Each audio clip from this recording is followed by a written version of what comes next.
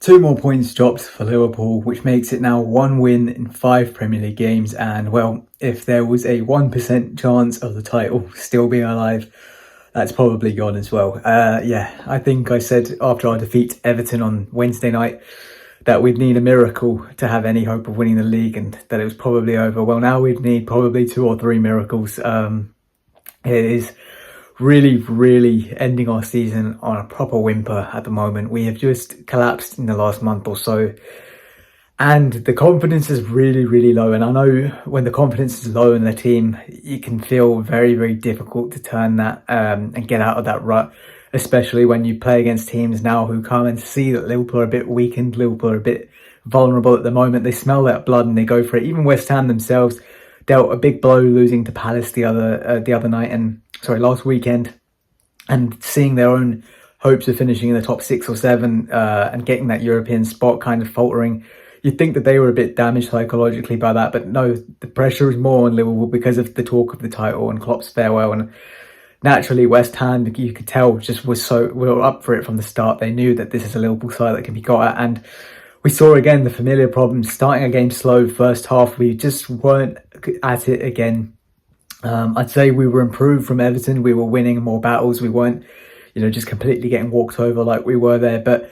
And we were creating good chances as well. Luis Diaz, one of our bright sparks in the first half, very unlucky to hit the post. But familiar problems cost us again. We talk about the slow start. Set pieces is another thing.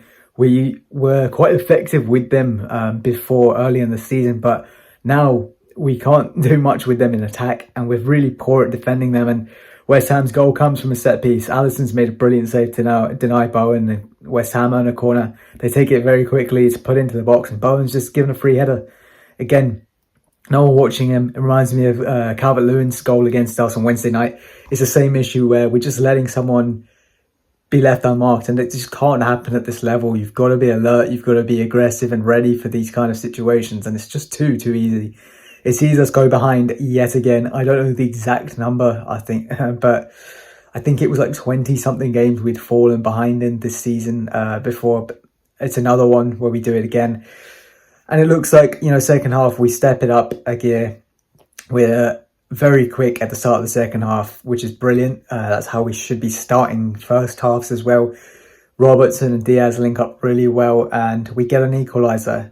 We push on from there. We get the lead through a huge slice of luck, but you need a bit of it. We've not had much going our way lately. Gakpo's shot, I think, deflected off 3 West Ham players on the way in, which was pretty funny, and the mood was pretty good at the time, so it was quite enjoyable. But familiar problems we talk about again costing us. We just don't finish our chances. 2-1 up, we're all over West Ham. We have great chances to just try and kill the game, and we don't take them. Klopp ready some substitutions. There's some delays in the game. They're maybe not quite ready, which I think it looks like, Salah and Klopp getting into a heated argument on the sidelines, which is going to get talked about loads, I'm sure. We then, before we can even make those changes, concede again. Sloppy. West Ham have a couple of attacks. They're not that dangerous, but there's no conviction in the way we get it away. We don't, take control of it again, and it just leads to them kind of swarming forward, the crowd getting up, then momentum going their way, and they get an equaliser again. Antonio just left unmarked. It's 2 free headers for West Ham today that scored their goals. And defensively, a lot of talk about us at the other end. Elliott hits the crossbar. So today we've hit the woodwork twice. We've had one cleared off the line, and ultimately people talk about the wastefulness, but I really think our poor run of form over the last month can be split into 2 halves. The first is kind of where our attack was more at fault against, the likes of United, Palace, I think in particular. But then you look at the home tie against Atalanta, the game against Everton the other night, and again against West Ham now. Defensively, it is just nowhere near good enough. Giving away simple goals, and, we conceded 3 at home to Atalanta, 2 to Everton, 2 to West Ham. You can't be relying on your attack to score 3 or 4 goals to win you a game every time. It is not sustainable, as people tried to tell us months ago. But at this crunch time of the season, especially, where you've just got to build momentum, keep the confidence up by just digging out a few wins here and there. Sometimes get those 1 and 2-0.